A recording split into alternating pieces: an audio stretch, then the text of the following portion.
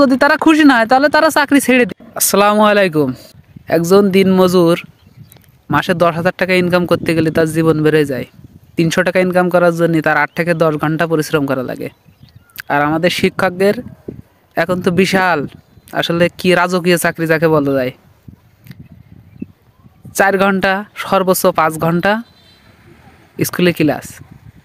আমার তো মনে হয় প্রায় 95% টিচার তারা নিজ বাড়িতে থেকেই স্কুলে যাতায়াত করে, এবং আমার মনে হয় 90% টিচারই নিজের গ্রামেই চাকরি করে।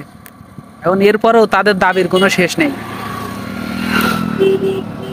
আসলে মানুষের আল্লাহ তাআলা যে কথা বলেছেন যে এদের যতই দেওয়া হোক, এদের মৃত্যু ছাড়া এদের কোনো কিছু সন্তুষ্ট করা যাবে না।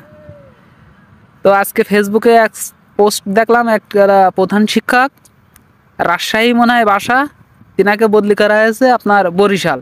তিনি খুব ক্ষোভ প্রকাশ করছেন।